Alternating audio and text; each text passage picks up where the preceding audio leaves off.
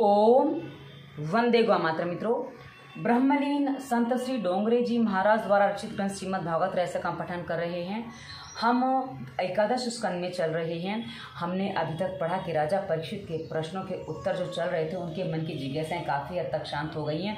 और हम जो गृहस्थ जीवन जीने वाले लोग हैं मित्रों, हमने गृहस्थ जीवन को वासना और रसना में बसा लिया। इसी कारण से आज देखिए अधिकांश गृहस्थ रोगी हैं और जो माता पिता रोगी हैं तो बच्चे भी रोगी ही जन्म लेते हैं। और ऐसी अवस्था में बच्चे तो होते हैं पर रोगी होते हैं। और ये रोगी बच्चे अपने ही काम नहीं कर पाते, अपने ही जीवन का उद्धार नहीं कर पाते, तो क्या माता पिता की सेवा करेंगे और क्या राष्ट्र की सेवा करेंगे। और मित्रों, इसी कारण से हम देखते हैं कि हमारे इस संसार में देख तेरे संसार की हालत क्या हो गई। भगवान कितना बदल गया इंसान, क्योंकि जब से भोगी जीवन हुआ है तब से मनुष्य कमाने में यानी कि धन कमाने में अधिक लग गया और उसी से ही संसार भ्रष्ट होता जा रहा है। मित्रों, यदि आप अपने जीवन को सुधारना चाहते हैं, हम अपने जीवन को सुधारना चाहते हैं, तो इस भगवत की कथा को बार बार सुनना होगा, पढ़ना होगा, उसका मनन करना होगा, उसको जीवन में उतारना होगा। जितना हम भागवत को जीवन में उतारेंगे ना, उतना ही हमारा जीवन अच्छा शुद्ध और उन्नत होगा। और जितना हमारा जीवन उन्नत होगा उतनी हमारी संतति भी उन्नत होगी, क्योंकि हमारी संतति भ्रष्ट है क्योंकि हम भ्रष्ट हैं।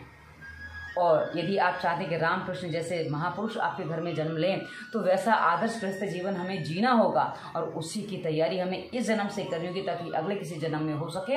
और ये हमें करेंगे तभी होगा। मित्रों, पिछले अंक में हमने पढ़ा था कि श्री कृष्ण की लीलाएं जो चल रही थी, अब लीलाएं उनकी समाप्त होने की स्थिति आ गई है। अब वो स्वधाम गमन की स्थिति बनी, क्योंकि अब वहाँ भी उनको बुलाया जा रहा है कि भाई अब अपने धाम पधारो। और जो यादवों का जो अत्याचार वो बढ़ता जा रहा है और उनका विनाश की स्थिति बन चुकी है। तो पिछले अंक में जो अंत में हमने पढ़ा था कि दत्तात्रेय जी जो है वो 24 गुरु कौन कौन से बनाते हैं, क्योंकि उद्धव जब श्री कृष्ण अपने धाम प्राणे की बात करते हैं तो उद्धव जी कहते हैं कि मुझे भी अपने साथ ले चलो, जहाँ आप जाओगे वहाँ मैं जाऊँगा। तो उनको उपदेश कर रहे हैं कौन? श्री कृष्ण जी। तो वो आज हम पढ़ने वाले हैं। आगे बढ़ते हैं, उससे पहले मंगलाचरण कर लेते हैं। श्री कृष्ण गोविंद हरे मुरारी, हे नाथ नारायण वासुदेवाय। जय श्री कृष्ण। मित्रों, और आप जिनकी उपासना करते हैं उनके नाम से कमेंट अवश्य करिए। ये भी स्वस्ति की विधि है और पूरी कथा साथ में आपको सुननी है तो इसी वीडियो के डिस्क्रिप्शन में हमने डोंगरे जी की भगवत का पूरा प्लेलिस्ट दिया है, आप क्लिक करके पूरी कथा साथ में सुन सकते हैं। अब श्री कृष्ण कहते हैं, उद्धव मैं तुम्हारा धन नहीं मांगता हूँ, मन मांगता हूँ। सभी में एक ईश्वर का दर्शन करना, अपना मन मुझे दे दो। उद्धव कहते हैं, भगवान मुझे आपके अलावा आत्म तत्व का ज्ञान कौन देगा। भगवान कहते हैं, मैंने कई प्रकार के शरीरों का निर्माण किया है किंतु मनुष्य शरीर मुझे अधिक प्रिय है।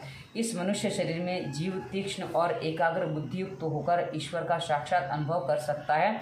इस संबंध में अवधूत, दत्तात्रेय और यदुराजा संवाद सुनने योग्य है। उद्धव जी, यदुराजा ने दत्तात्रेय से ऐसे प्रश्न पूछे। उद्धव जी से कहते हैं कौन? श्री कृष्ण के यदुराजा ने श्री दत्तात्रेय से ऐसे प्रश्न पूछे थे। यदुराजा ने देखा कि त्रिकालदर्शी अवधूत ब्राह्मण निर्भयता से विचरण कर रहे हैं, सो उन्होंने पूछा, दत्तात्रेय जी आपकी भांति मेरा शरीर पुष्ट क्यों नहीं है? जिस काम और लोभ की अग्नि में संसार के अधिकांश लोग जल रहे हैं उससे आप बिल्कुल प्रभावित कैसे नहीं हैं? आप अपने ही स्वरूप में कैसे स्थित हो सकते हैं? आप अपनी आत्मा में अनिर्वचनीय आनंद का अनुभव कैसे प्राप्त करते हैं? दत्तात्रेय जी ने कहा, राजन मैंने जान लिया है कि सांसारिक जड़ वस्तुओं में आनंद नहीं है। जड़ वस्तुओं में से मैं मन को हटाकर सभी के दृष्टा आत्मस्वरूप में दृष्टि को स्थिर करके दृष्टा का दर्शन करता हूँ। मतलब जो दृष्टा जो सब में समाया हुआ वो उस सबको नहीं देखता हूँ मैं, उस दृष्टा को जो सब में समाया उस दृष्टा को मैं उसमें उस पर ही अपनी दृष्टि रखता हूँ, इसलिए मैं ऐसे रह पाता हूँ। दृश्य में से दृष्टि को हटाकर दृष्टा में स्थित करता है, उसी को आनंद मिलता है। मतलब जो दिख रहा है वो तो दृश्य है, वो दृष्टा ने उत्पन्न किया है, तो उस दृश्य में से दृष्टि हटा लो तो दृष्टा से जुड़ जाओगे तो वैसा मन हो जाएगा। राजन आनंद बाहर के विषयों में नहीं भीतर है। मैंने अपनत्व को भूलकर दृष्टि को अंतर्मुख कर लिया है। मैं अपने ही स्वरूप में स्थित हूँ। प्रारब्ध में जो भी देता है उसे मैं आनंद से स्वीकार करता हूँ। तुम भी अपने में स्वयं सुधार कर लो। अब होता क्या है ना, प्रारब्ध के अनुसार जो मिला उसको संतोष माना जाता है, उसमें संतोष करने वाला सदा सुखी रहता है। किंतु आज का मनुष्य कहता है कि हम संतोषी हो गए तो विकास कैसे होगा, नई नई खोजें कैसी होंगी। लेकिन एक बात विचार करने योग्य, नई नई खोजें जितनी भी हुई हैं उससे मनुष्य का विकास हुआ है, विनाश हुआ है। क्योंकि पहले हम आध्यात्म में इतना खोए हुए थे, आध्यात्मिक इतने होते थे कि टेलीपैथी होती थी, किंतु आज फ़ोन पे बात होने के बाद भी कई बार विश्वास नहीं होता है, और उस टेलीपैथी में भी विश्वास होता था।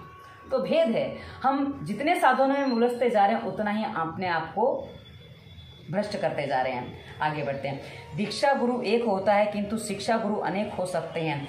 मैंने एक नहीं 24 गुरुओं को से ज्ञान पाया है। मेरे गुरु के नाम इस प्रकार हैं। तो दत्तात्रेय जी के 24 गुरु हैं और उनके नाम वो बता रहे हैं, उनसे क्या सीखा वो बता रहे हैं। दीक्षित करने वाला एक होता है, कारण शिक्षा दीक्षा दोनों होनी चाहिए। लेकिन आजकल लोग क्या है ना, दीक्षित होते हैं, क्या वो शिक्षित नहीं होते हैं। या कोई शिक्षा, आजकल तो शिक्षा कहा जाता, तो शिक्षा ले ली और उसको जीवन में उतारें तो दीक्षा नहीं दे पाए, तो ये भेद हो जाता है। तो पहला गुरु उन्होंने धरती को बनाया। धरती मेरा पहला गुरु है। मैं प्रभात में उसे वंदन करता हूँ। हाथ क्रियात्मक शक्ति के प्रतीक हैं। निश्चय करो कि परमात्मा को भाई वैसे ही काम करूँगा। माता की भांति मेरी रक्षा करना। धरती बहुत कुछ सहकर भी सबको सुख देती है। मैंने धरती से सबके प्रति सद्भाव रखने की सहन शक्ति सीखी है। मतलब किसी को भी कष्ट नहीं देना, पीड़ा नहीं देना।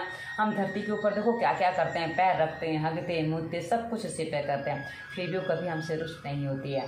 हाँ, जब अति हो जाती है तब फिर भूकंप, बाढ़, ना जाने क्या क्या होता है, वो बात का विषय है। पर सामान्य अवस्था में धरती कभी भी हमसे रुष्ट नहीं होती है। तो पहले गुरु कौन है? धरती। दूसरे गुरु हैं वायु।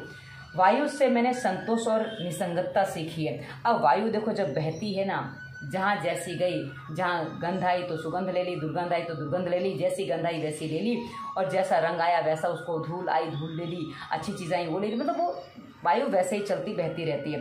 तो दूसरा गुरु मैंने अपना वायु को बनाया, जिससे संतोष और निसंगतता सीखी है।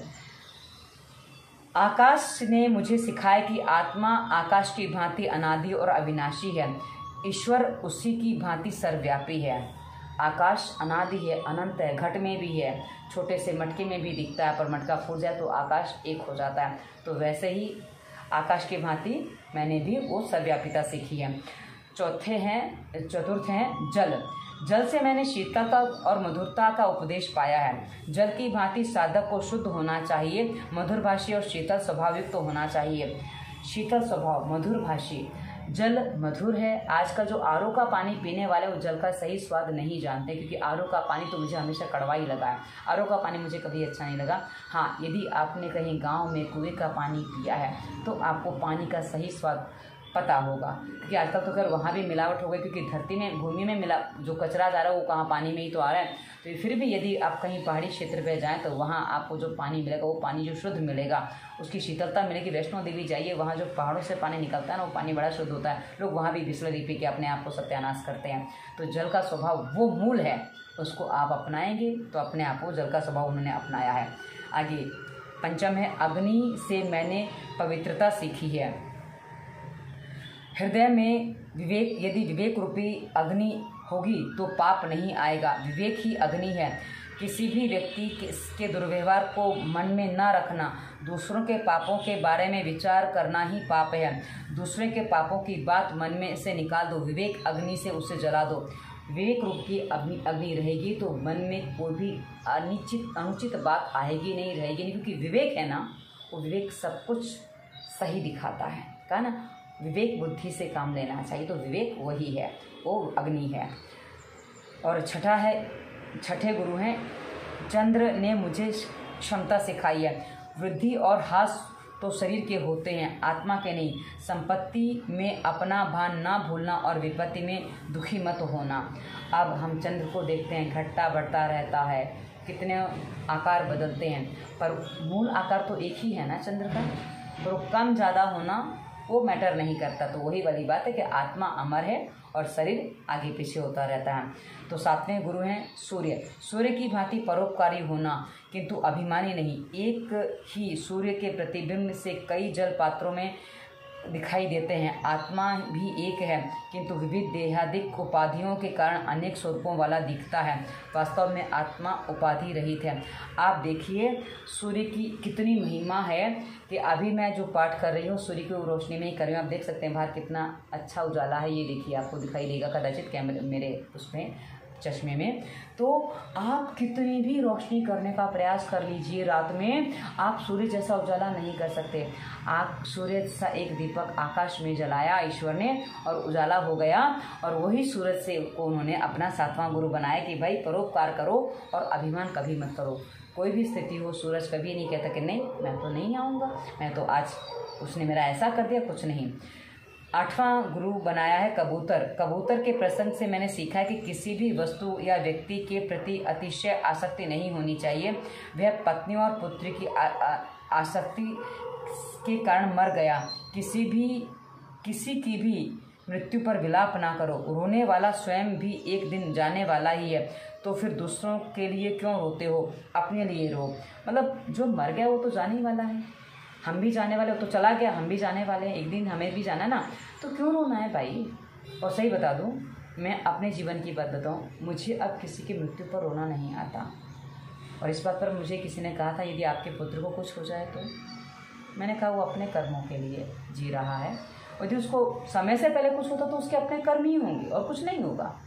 तो किसी के लिए शोक करना या महत्व नहीं बनता है। आगे बढ़ते हैं। अजगर की भांति प्रारब्ध कर्मानुसार जो कुछ मिले उसे संतुष्ट रहो। अजगर कभी कहीं भोजन पाने नहीं जाता, फिर भी उसको अपनी जगह पे भोजन मिल जाता है। तो अजगर करे ना चाकरी, पंछी करे ना काम, दास मलुका कह गए सबके दाता, राम वाला किस्सा। तो अजगर से सीखा कि भाई कहीं जाना नहीं है, भोजन अपने आप मिल जाएगा। पर हाँ, अपने आप में उतने आप सभी, आपने खाली अजगर को भी कोई गुरु बना ले तो नहीं मिलने वाला है। आपकी भावनाएं, आपकी सोच विचार भी वैसे होने चाहिए, तब आपको सब कुछ चीज़ें होने वाली हैं। आगे बढ़ते हैं। 10वें गुरु हैं समुद्र। वर्षा ऋतु में बहुत सा जल मिलने पर भी छलकता नहीं है, और ग्रीष्म ऋतु में जल ना मिलने पर भी सूख नहीं जाता। सुख दुख में हमें समुद्र की भांति सम रहना चाहिए। देखो, आप कभी समुद्र किनारे जाओ, आपको उतना ही जल मिलता है। थोड़ा आगे पीछे होता है भरती, यानी कि ज्वार भाटा आता है, उसमें थोड़ा आगे पीछे होता है, पर हाँ उतना ही जल रहता है। हाँ, कभी थोड़ा बहुत आगे पीछे होता है, पर कहा ना ज्वार भाटा के टाइम पे, तो वही वैसे समुद्र की भांति रो कितना जल समा जाता है, वो सब समेट जाता है, पता ही नहीं चलता कहाँ चला जाता है।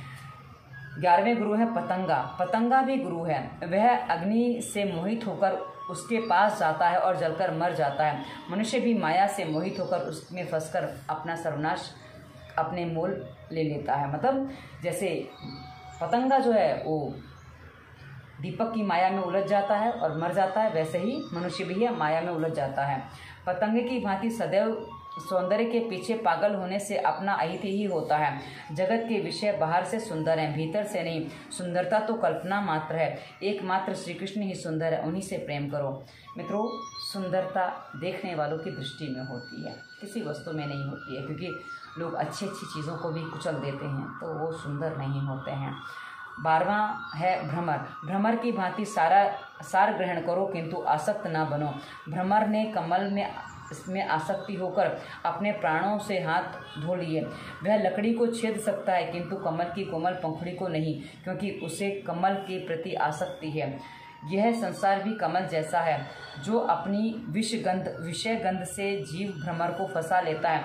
भ्रमर कमल की पंखुड़ियों से खुलने की सोचता है, किंतु हाथी ने उसके सारे सपने उजाड़ दिए। मनुष्य की सांसारिक विषयों में फंसकर अपने को लुटा देता है, जो सो विषय सुख में मत फंसो। अब वो क्या होता है ना, कमल में भ्रमर जो फंस जाता है, वो सोचता है जब सुबह पंखुड़ियाँ खुलेगी तो मैं निकल जाऊंगा, लेकिन रात वो बाद के में क्या होता है, हाथी आ जाता है। हाथी रूपी काल कुचल कर नष्ट कर दे, उससे पहले इस सर्वस्व का मोह छोड़कर प्रभु से मन के जोड़े लेने वाला जीव काल को हरा सकता है।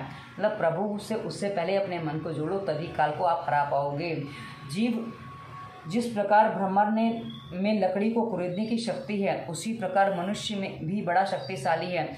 मनुष्य यदि चाहे तो नारायण बन सकता है, और किंतु उससे पहले उसे आसक्ति का त्याग करना होगा। यदि सब में आसक्ति छोड़ दे तो नारायण भी बन सकता है, अन्यथा आसक्त होकर सब कुछ मेरा रावण बन सकता है। रावण को हर बात में अहंकार होता था, रावण को हर चीज़ चाहिए थी, रावण को जो कुछ उसको सब अपने यहाँ चाहिए था। तो इस अवस्था में वो मोह से ग्रसित होकर वो राक्षस बन सकता है। 13वें गुरु है मधुकृत के 2 अर्थ हैं, भ्रमर और मधुमक्षिका। भ्रमर से जो सीखा वह हमने ऊपर बता दिया। मधुमक्षिका यानी मधुमक्खी से मैंने सीखा कि किसी भी वस्तु का अतिशय संग्रह ना किया जाए। मधुमक्षिका मधु का संग्रह करती है, तभी तो लोग उसे मारकर मधु छीन लेते हैं। 14वें गुरु हैं हाथी। हाथी भी मेरा गुरु है। स्पर्श सुख की लालसा के कारण हाथी जान गंवाता है। लोग एक बड़ा सा खड्डा खोदकर उस पर घास पात रखकर नकली हथनी रख देते हैं। हाथी उसे असली हथनी मानकर स्पर्श सुख की इच्छा से वहां आता है और तुरंत उस गड्ढे में गिरकर फंस जाता है। साधक पुरुष को चाहिए कि वह नारी का संग ना करे, और स्त्री साधिका को चाहिए कि वह पुरुष का संग ना करे, मूर्ति तक स्पर्श ना की जाए। मतलब स्त्री के लिए पुरुष और पुरुष के लिए स्त्री नरक का द्वार होते हैं। यदि आप साधक बनना चाहते हैं, साधना की दिशा में चलना चाहते हैं, किंतु यदि आप गृहस्थ आश्रम को ही साधक साधिका के रूप में बना लेते हैं, जैसे महाराज विदुर ने बनाया था, विदुर ने अपना गृहस्थ आश्रम ही वैसा बना लिया था, जैसा डोंगरी जी महाराज ने भी बनाया था, जिनकी हम कथा पढ़ रहे हैं, जिनकी लिखी हुई, उन्होंने भी अपने गृहस्थ आश्रम को वैसा ही बनाया था। तो ऐसे गृहस्थ आश्रम में भी कोई बाधा नहीं है, और गृहस्थ आश्रम भी आप बहुत अच्छे से जी सकते हो, तो समस्या नहीं आती है। हाँ, 15वें जो है मधुमक्षी द्वारा एकत्र मधु शिकारी छीन लेता है। योगी भी बिना उद्यम किए ही भोग पा सकता है। धन का संग्रह करने के स्थान पर दान करो, धन का संग्रह मत करो, दान करो। 15वें गुरु मधुमक्षी, यानी मधुमक्खी तो 2 बार आ गया, द्वारा एकत्रित मधु शिकारी छीन लेता है। हाँ, ये 2 बार इसका वर्णन किया गया है कि भाई एक बार, हाँ बराबर 2 बार इसका वर्णन आता है। तो और 16वें गुरु हैं, जिस प्रकार स्पर्श सुख की लालसा से हाथी का नाश होता है, उसी प्रकार संगीत श्रवण की लालसा से हिरण का नाश होता है। सुयोगी को गीत नृत्य संगीत आदि विषयों को त्याग कर देना चाहिए। 17वें गुरु हैं रस सुख की। जीवा स्वाद की लालसा मछली को मारती है। कांटे से लगाया गया मांस मछली खाने जाती है और मर जाती है। मनुष्य को भी यह जीवा बड़ी परेशान करती है। सभी इंद्रियों को जीतकर भी यदि जीवा को नहीं जीता तो नाश हो जाएगा। जो रसना को जीतता है वही सर्वस्व को जीत पाता है। दत्तात्रेय जी ने इस प्रकार शब्द स्पर्श रस रूप गंध इन 5 विषयों की चर्चा की। एक ही विषय का सेवन करने पर भी हाथी भ्रमर आदि का नाश होता है, तो सभी विषयों का सेवन करने वाले मनुष्य की कैसी दुर्गति होगी। मनुष्य के मृत्यु के पश्चात सुनाया जाने वाला गुरु पुराण मनुष्य को मृत्यु से पूर्व ही सुनाना चाहिए। मनुष्य की मृत्यु के पश्चात गरुड़ पुराण पढ़ने की जो परंपरा है, उसको कहा भाई जीते जी सुनना चाहिए, ताकि पहले ही पता चल जाए क्या होने वाला है। पतंगा, हाथी, हिरण, भ्रमर और मछली मात्र एक विषय की आसक्ति के कारण मर जाते हैं। उनका एक ही विषय होता है। पतंगा का कहा ना, वो लौ के पीछे भागता है, हाथी हथनी के पीछे भागता है, हिरण सुगंध के पीछे धुन के पीछे भागता है, भ्रमर वो फूल की गंध में उलझ जाता है, और मछली जो है वो स्वाद में उलझ जाती है। और फिर भी ये एक एक विषय में फंसकर भी अपने आप को नष्ट कर लेते हैं। तो 5 विषयों का उपभोग करने वाला प्रमादी मनुष्य कैसे ना मरे। 18वें गुरु हैं राजन, मैंने एक वैश्या को भी गुरु माना है। पिंगला नाम की एक वैश्या धनवान ग्राहक की प्रतीक्षा में सारी रात जागती रहती थी। एक बार उसने सोचा कि कामी पुरुष के लिए जागने की अपेक्षा प्रभु के लिए जाकर उसको ही क्यों ना मैं पालूं, और उसने विषयों का त्याग किया। उसने कामी पुरुष की प्रतीक्षा में जागते रहना छोड़ दिया और निश्चय किया कि अब मैं केवल प्रभु को ही प्रसन्न करने के लिए का प्रयत्न करूंगी। काल सर्प के ग्रास जीवात्मा की रक्षा प्रभु के अलावा अन्य कोई कर ही नहीं सकता है। इस जगत में आशा परम दुख है और निराशा परम सुख है। सो सुख की आशा ना करो, यानी कि जो संसारी सुख है उसकी आशा ना करो। आशा की जंजीर मनुष्य को किस हद तक जकड़ लेती है उसका वर्णन स्वामी शंकराचार्य जी ने के शब्दों में सुनिए। अंग गलितम पलितम मुंडम दशन विहीनम जातम तुंडम वृद्धो याति गृहीत्वा दंडम तदपि न मुंचति याशम पिंडम।